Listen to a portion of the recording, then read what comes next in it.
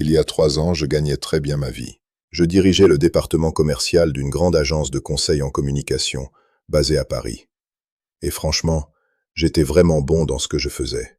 Pas faux modeste, vraiment bon. Mais ce n'était pas de l'arrogance, c'était juste la réalité objective. En une décennie chez Rousseau et Associés, j'avais transformé notre portefeuille client de 43 comptes en 90 comptes importants. Et pas des petits clients, croyez-moi. Je parlais de géants du luxe, de grandes banques nationales et internationales, de multinationales qui dépensaient des centaines de milliers d'euros par an avec nous.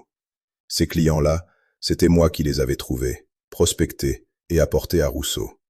C'était moi qui les gardais heureux année après année. C'était moi qui les écoutais quand ils avaient des préoccupations. C'était moi qui recevais leurs appels à minuit quand une crise de relations publiques explosait en plein milieu de la nuit. C'était moi qui les appelais avant qu'ils ne me appelaient pour vérifier que tout allait bien. C'était moi. Et j'étais bon avec eux. Monsieur Rousseau, le fondateur de l'agence, était un vieux monsieur bienveillant et généreux. 80 ans. Il adorait absolument son travail, mais clairement, il pensait de plus en plus à la succession. Clairement, il pensait à son héritage et à son impact durable. Il avait un fils nommé Bastien Rousseau. Basiquement, Bastien était, comment dire poliment sans être méchant. Bastien était un gars qui avait eu une vie très facile. Excessivement facile, dirais-je. École privée exclusive, vacances en Corse et en Côte d'Azur, tout payé par papa. Un père très riche, très indulgent. Il avait passé un diplôme en gestion, pas particulièrement brillant selon ce que j'avais entendu. Et il avait travaillé pendant 3 ans dans une start-up de technologie à Marseille, où on m'avait dit qu'il avait surtout regardé les réunions plutôt que de vraiment y participer activement. On raconte même qu'il avait quitté ce travail parce que le rythme était trop intense et qu'il n'avait besoin de mieux équilibrer sa vie. Mais il y avait quelque chose qui compensait tout cela, le pédigré. Il était le fils du boss. Et à Paris, dans le monde de l'agence de communication, cela signifiait quelque chose de vraiment important. Cela signifiait tout, en fait. C'était comme un passe privé à la réussite. Je me souviens très clairement de sa première journée au bureau. C'était en janvier 2022. Son père l'avait présenté à toute l'équipe dans une réunion formelle comme le nouveau directeur général en apprentissage. Apprentissage. Pas directeur général d'emblée, mais clairement en chemin vers ce titre. C'était un titre un peu ambigu, un peu condescendant aussi maintenant que j'y pense. Bastien avait 33 ans. Il portait une Rolex Submariner qui coûtait probablement plus cher que ma voiture, une Peugeot tout à fait respectable et fiable, soit dit en passant. Il avait des dents parfaites et une confiance absolue en lui. Le genre de confiance inébranlable que seul l'argent hérité peut vous donner. Dès le premier jour, dès le moment où il a franchi la porte de Rousseau et Associés, j'ai su que nous ne nous entendrions pas bien. Ma intuition m'a dit que c'était un problème qui allait venir. Il est venu dans mon bureau que j'avais construit moi-même durant des années, avec des photos de ma famille, mes trophées de l'industrie accrochés au mur avec fierté, quelques plantes vertes que j'entretenais soigneusement pour le bien-être du bureau et le moral de l'équipe. Et il s'est assis sans être invité. Il n'a pas demandé la permission. Il a juste s'est assis. Et puis, pour marquer son territoire ou, selon lui, marquer son absence de sérieux formel, il a mis ses pieds sur ma table de travail. Littéralement. Les 2 pieds sur ma table de travail. Sur le bois poli. C'était censé être une blague, je pense. Un geste pour montrer qu'il était détendu, accessible, moderne, au-delà des conventions stupides. Mais franchement, c'était juste irrespectueux et profondément présomptueux. « Salut Rémi, c'est ça? Ouais, on m'a parlé de toi. Papa dit que tu es le mec qui ramène l'argent. C'est plutôt cool, non? » Je me suis permis un sourire professionnel. Le sourire que vous donnez à quelqu'un que vous venez de rencontrer et qui ne vous plaît clairement déjà pas. « Monsieur Rousseau, oui, c'est un plaisir de vous rencontrer officiellement. »« Papa, » il a dit en riant. « Appelle-moi papa, ou Bastien. Les monsieur, c'est pour les vieux schnocks et les gens qui ont peur. » Et il a souri largement, comme si cette petite insulte déguisée en blague nous rendait subitement les meilleurs amis du monde. Comme si nous partagions une compréhension profonde. Ce n'était absolument pas le cas.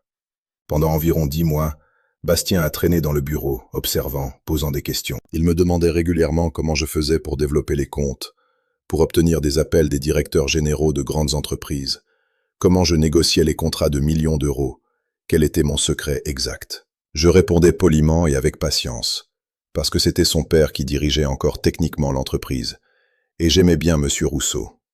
Je respectais vraiment le vieil homme. Mais je sentais le mépris sous-jacent dans chacune des questions de Bastien. C'était palpable. Il voyait une vieille école. Quelqu'un qui avait grandi sans la technologie, sans les médias sociaux, sans les outils numériques modernes. À ses yeux, j'étais un dinosaure en voie de disparition, même si je n'avais que 45 ans à l'époque. Et pire encore, il s'en fichait clairement. Il ne me voyait pas comme quelqu'un de qui on pouvait apprendre des choses. Il me voyait comme un vestige encombrant qu'il allait bientôt pouvoir remplacer. En septembre 2022, environ 8 mois après l'arrivée de Bastien, M. Rousseau a eu une légère attaque cérébrale. Rien de grave, rien de permanent, mais suffisant pour faire comprendre à tout le monde dans l'agence que son temps sur Terre était limité. Suffisant pour le faire réfléchir profondément à son héritage et à son impact. Il a annoncé sa retraite effective immédiate, et il a nommé Bastien comme nouveau PDG de Rousseau et Associés. Officiellement, il y avait eu une assemblée générale, un vote des actionnaires. Les actionnaires mineurs avaient donné leur accord formel. Mais franchement, c'était une pure formalité, rien de plus. Bastien était le fils du fondateur. C'était écrit d'avance. Tout le monde au bureau le savait. Tout le monde attendait juste que l'annonce officielle soit faite publiquement.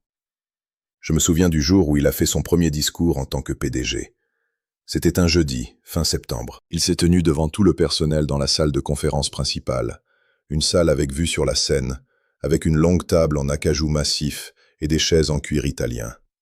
Un verre de champagne à la main, et il a dit quelque chose que je n'oublierai jamais, quelque chose que je me souviens avec une clarté douloureuse. J'avais un plan pour cette entreprise depuis le moment où j'ai mis les pieds ici en janvier, et ce plan commence officiellement maintenant. Nous allons nous moderniser complètement. Nous allons être plus agiles, plus flexibles, plus innovants.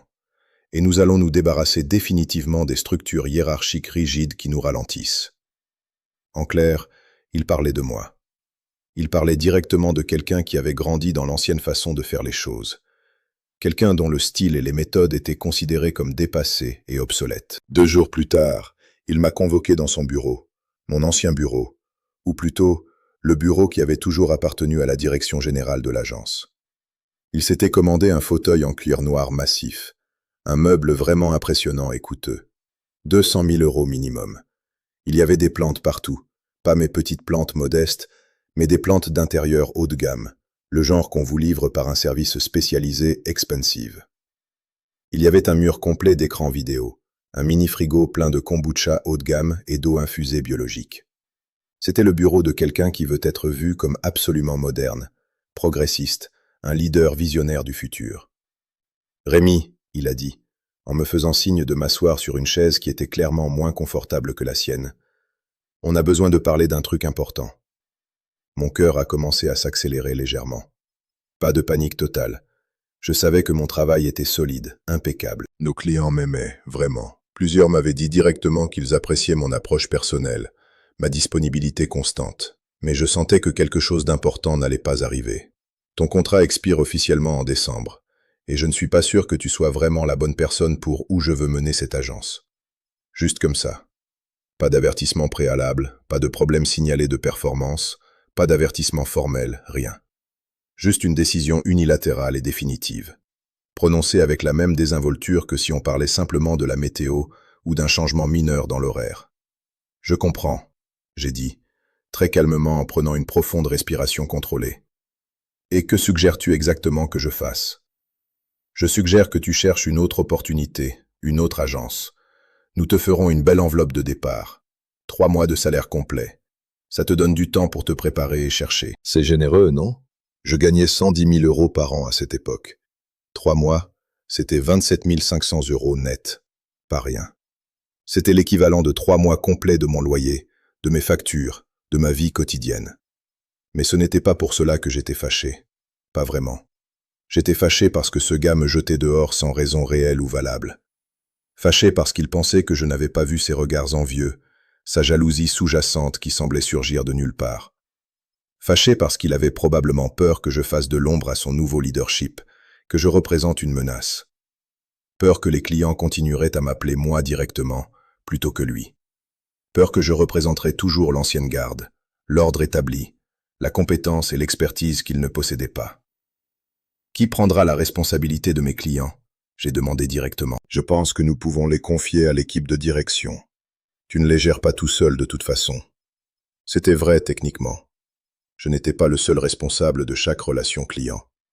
J'avais une équipe de 3 directeurs de compte que j'avais moi-même formés et développés. Des gens compétents, des gens que j'avais mentorés. Mais honnêtement, 90% des clients importants m'appelaient directement.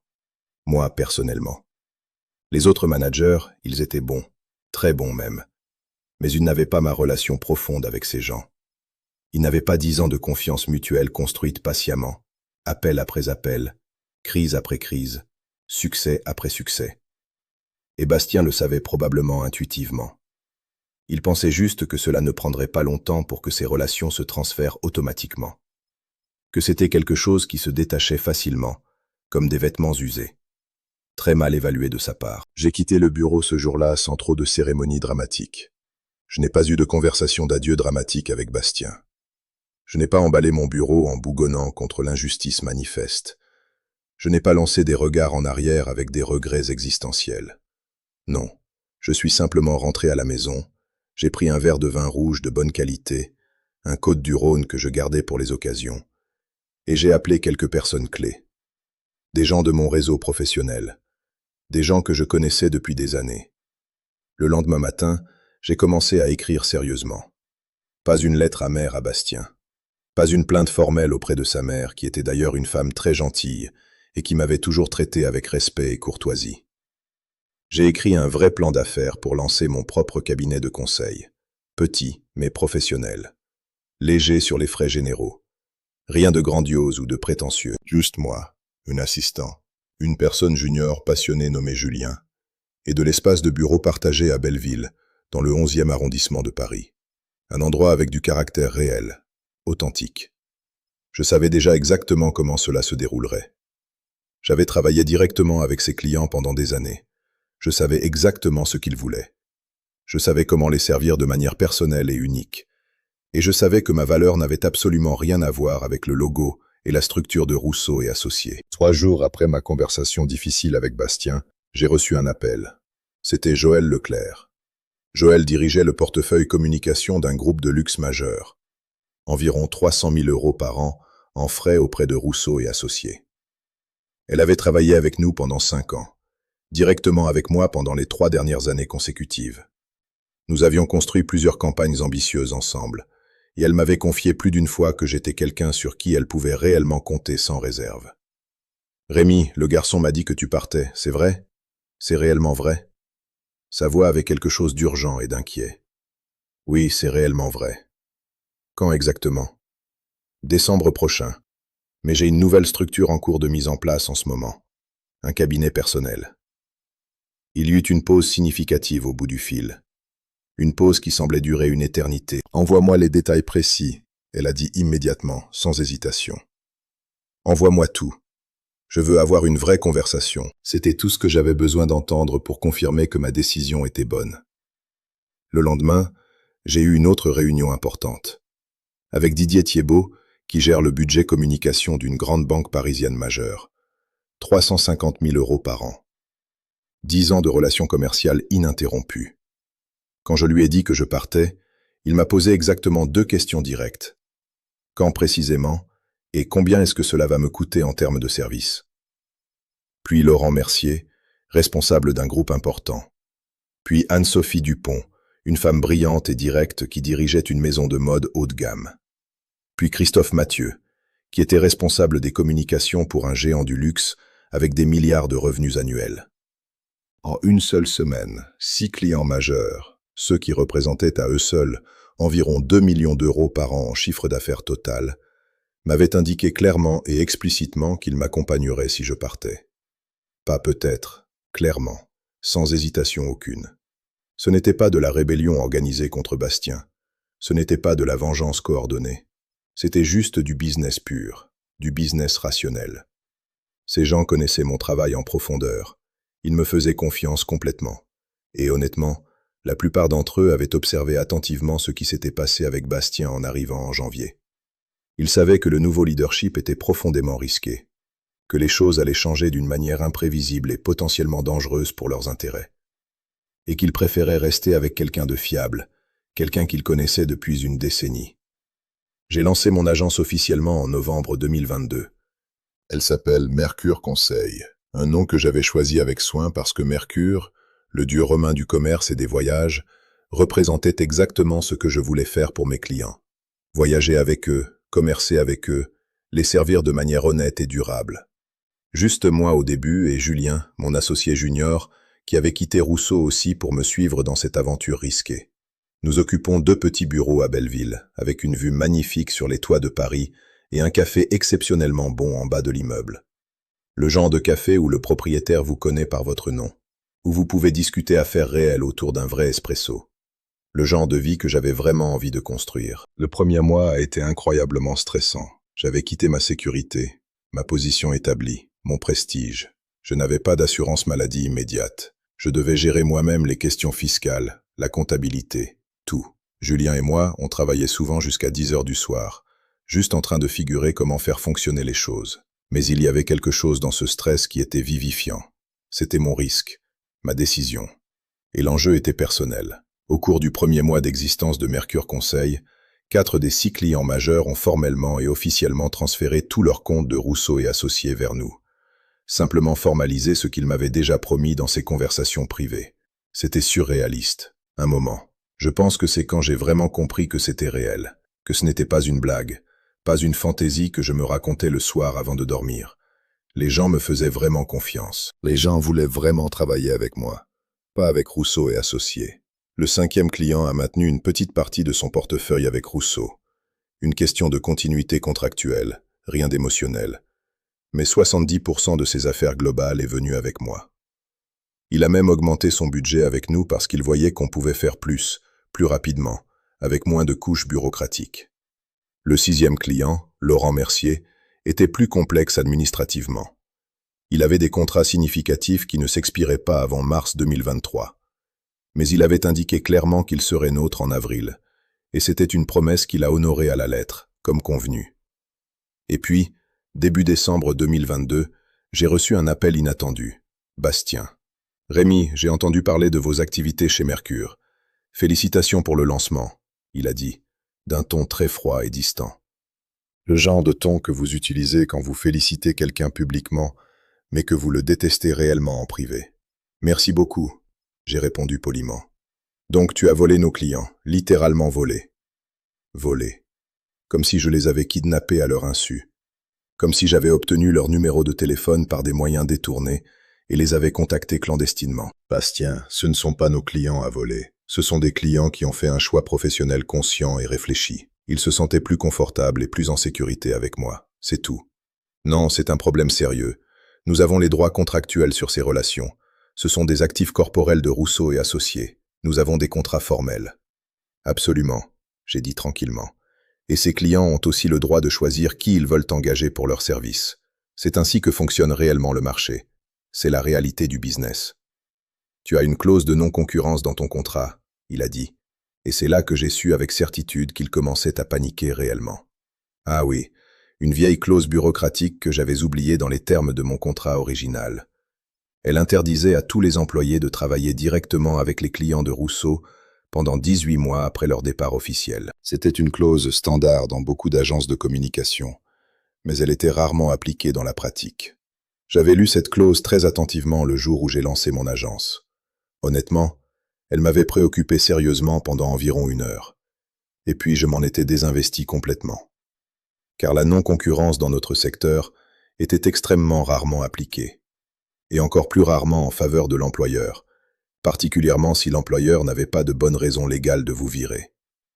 Et Bastien ne pouvait absolument pas prouver qu'il y avait une juste cause quelconque. Oui, je suis consciemment conscient de cette clause spécifique.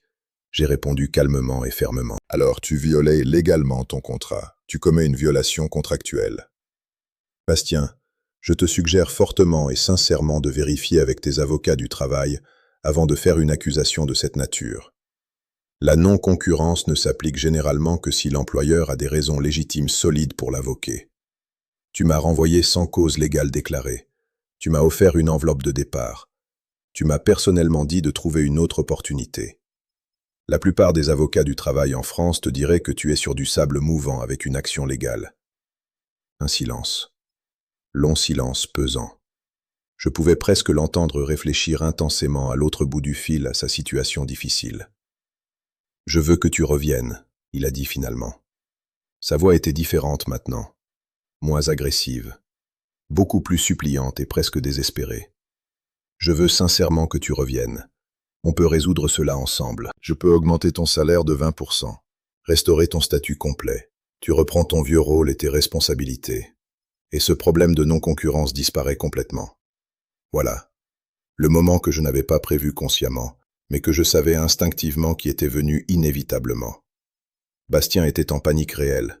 Véritable panique. 4 500 € de plus par mois. C'était généreusement généreux, vraiment. Ça aurait été suffisant pour que beaucoup de gens disent immédiatement oui et acceptent. C'était aussi clairement une mesure de panique de quelqu'un qui voyait son empire s'effondrer rapidement au moment exact où il avait commencé à le construire. Les fondations avaient déjà commencé à se fissurer dangereusement. « Non, merci sincèrement », j'ai dit. « Attends, écoute. 30% du salaire. Tu peux diriger le département entier. Tu auras ton propre budget discrétionnaire. Tes propres décisions unilatérales. »« Non, merci quand même », j'ai répété fermement. « Pourquoi pas? Explique-moi. Tu vas vraiment laisser cette petite agence en démarrage te faire perdre ta carrière réelle ?» C'était intéressant car il avait objectivement raison dans un sens pragmatique. La plupart des gens auraient probablement dit oui à cette offre. La sécurité d'une grande agence établie était très attrayante.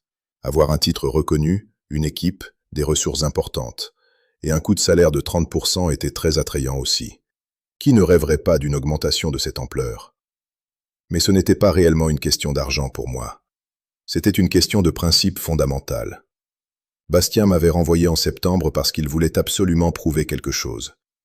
À lui-même, à son père, à toute l'agence et à ses yeux. Il voulait montrer qu'il était vraiment le boss, que les anciennes structures ne l'intéressaient pas du tout, que tout le monde à Rousseau et associés servait exclusivement à son plaisir et à sa volonté.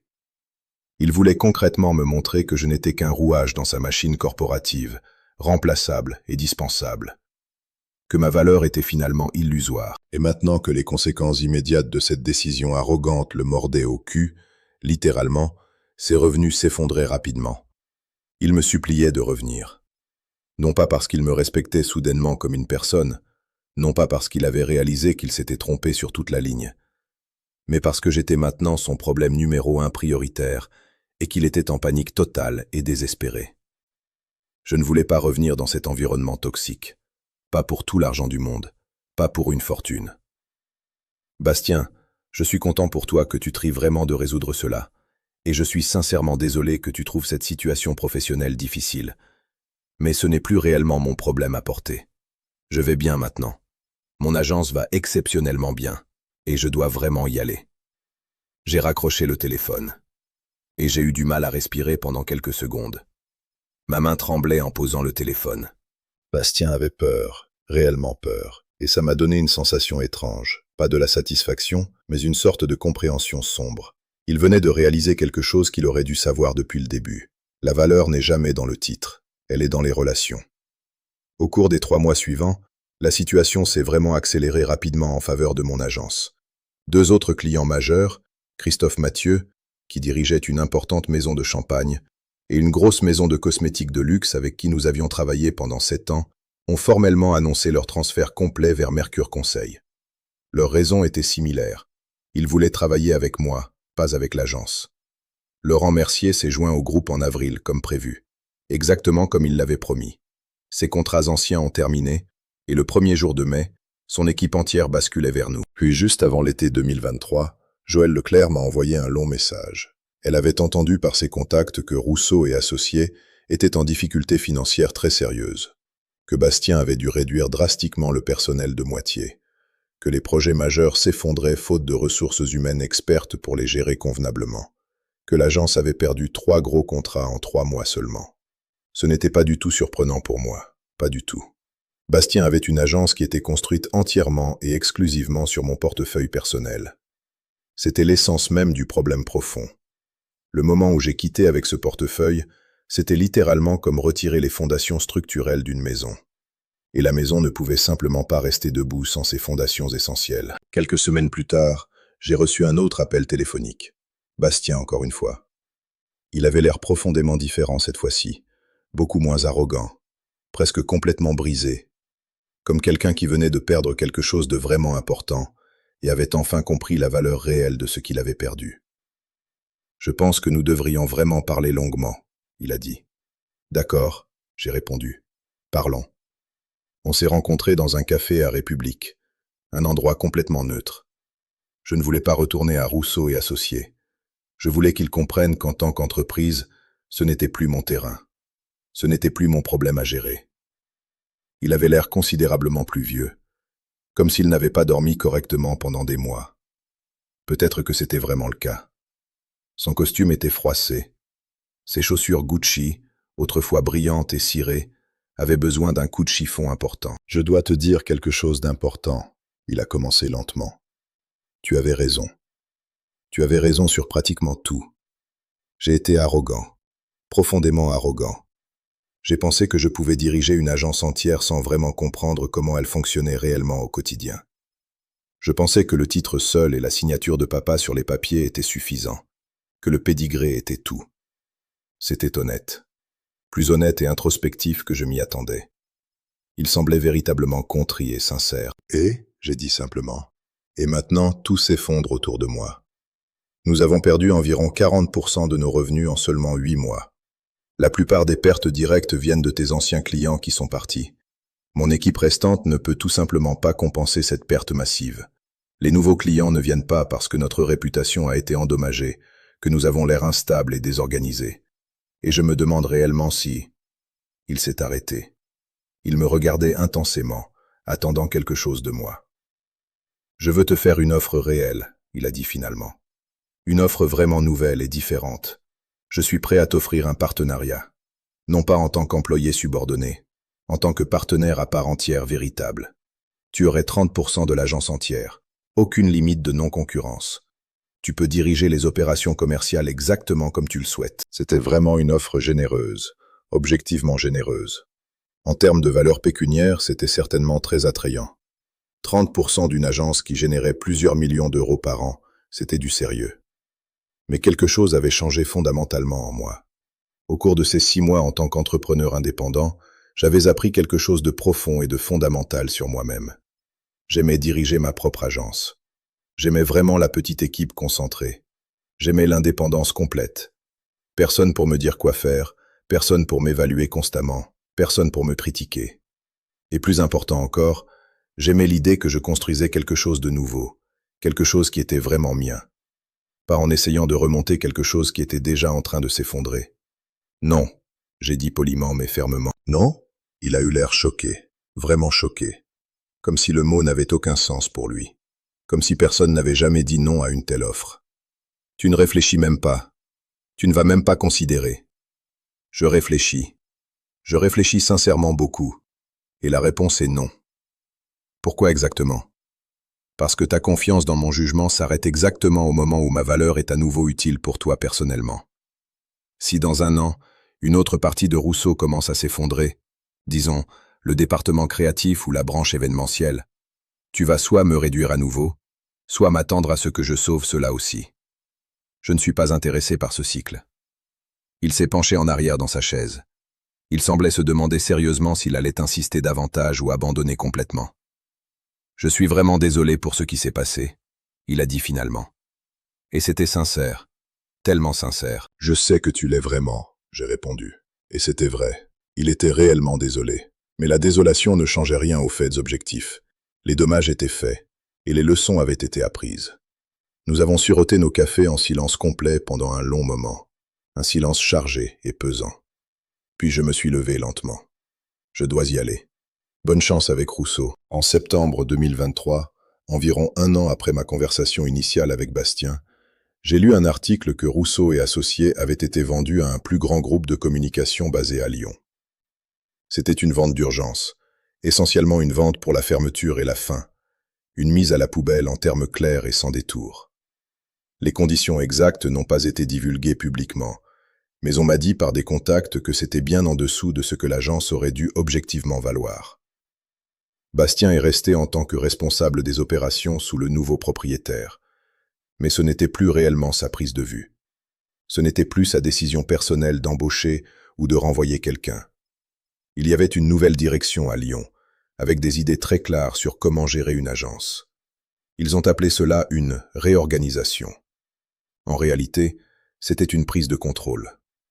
Bastien avait perdu le contrôle de son agence aussi rapidement qu'il l'avait obtenu. Je me demande souvent s'il a pensé à ce moment précis, ce moment où il m'a convoqué dans son bureau et m'a dit que je partais. Je me demande s'il s'est rendu compte que c'était le moment exact où il avait scellé son propre sort, quand il avait décidé de rejeter la seule personne dans cette agence qui savait réellement comment la faire fonctionner. Que ce soit par malveillance ou par incompétence, le résultat était le même.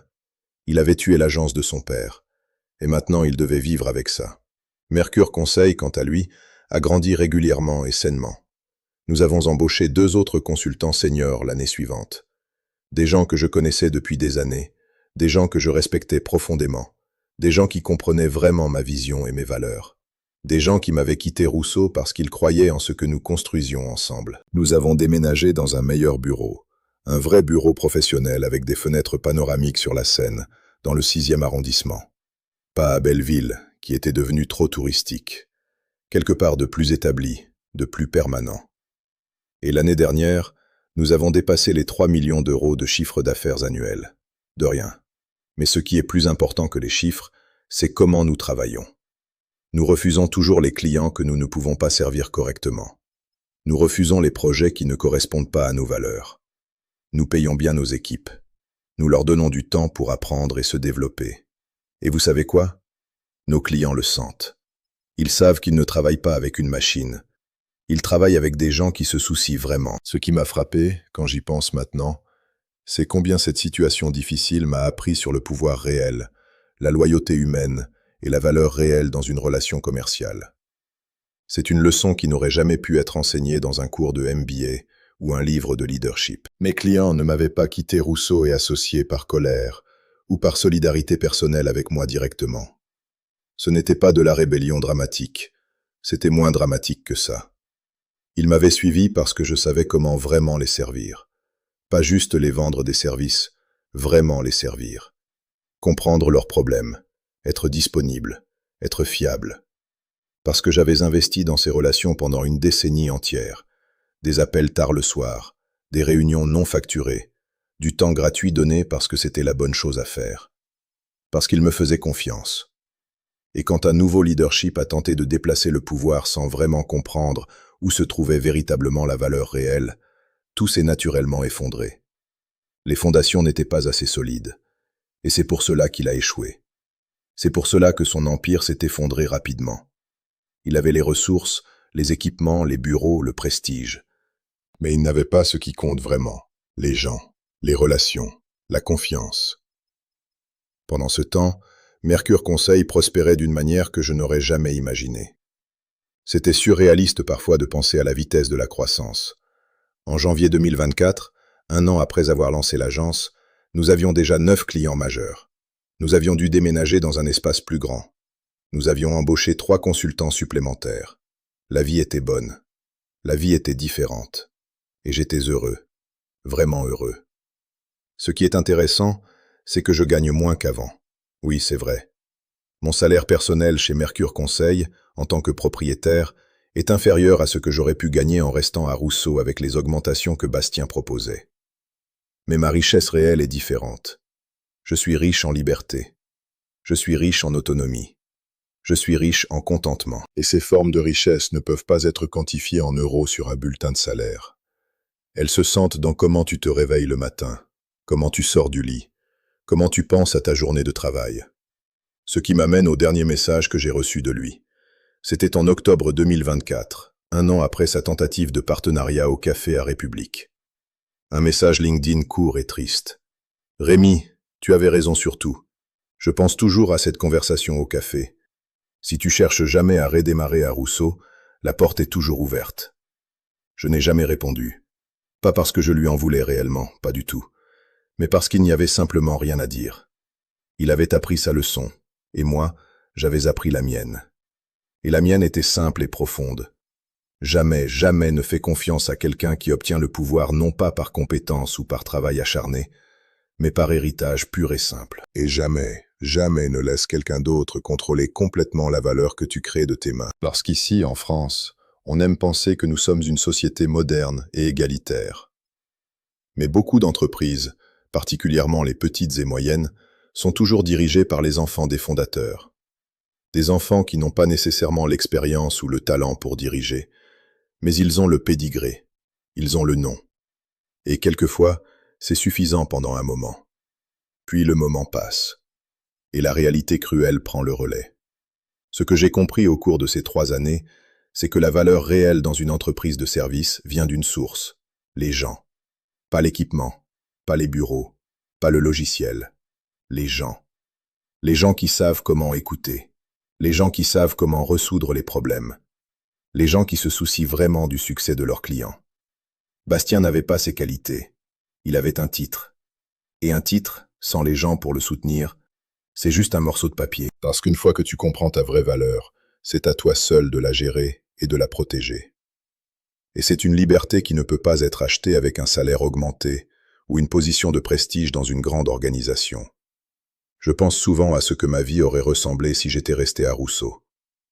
Je me demande si Bastien aurait continué à me marginaliser, si j'aurais eu ma vie prise peu à peu, sans jamais vraiment comprendre pourquoi, si j'aurais lentement perdu mon estime de soi. J'aurais probablement été promu à un certain point.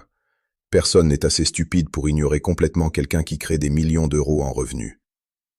Mais j'aurais toujours été bloqué par quelque chose, un plafond invisible, l'héritage de Bastien. C'est une leçon que j'aurais pu apprendre de manière moins dramatique. J'aurais pu faire un MBA coûteux et lire des livres érudits sur le leadership et la gestion d'entreprise. J'aurais pu écouter des podcasts interminables sur l'entrepreneuriat et le succès. J'aurais pu travailler avec un coach d'affaires qui m'aurait dit tout cela théoriquement. Mais honnêtement, ce chemin le plus difficile, ce chemin que j'ai été forcé de prendre par la fierté mal placée d'un jeune homme riche, c'était probablement la meilleure chose qui m'est jamais arrivée. C'est la seule façon dont j'aurais réellement pu comprendre la leçon profondément et viscéralement. Pas juste intellectuellement, pas juste avec mon cerveau, mais dans mon cœur. Pendant ce temps, Bastien a appris une leçon différente. Une leçon sur l'humilité. Une leçon sur le fait que le titre seul ne vous donne pas le leadership. Que l'héritage seul ne vous donne pas le respect. Et que les gens, au final, choisissent toujours de travailler avec les gens, pas avec les titres. Certains diraient que c'est une leçon qu'il méritait d'apprendre. Je ne suis pas sûr.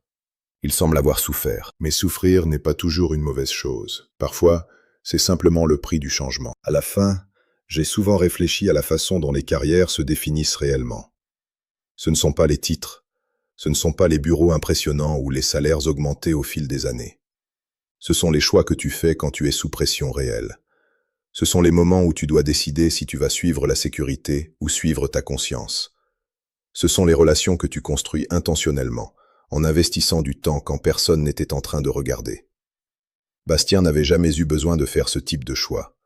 Tout lui avait toujours été donné facilement.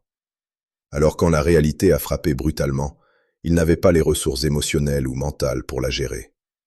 La vie m'a forcé à devenir fort.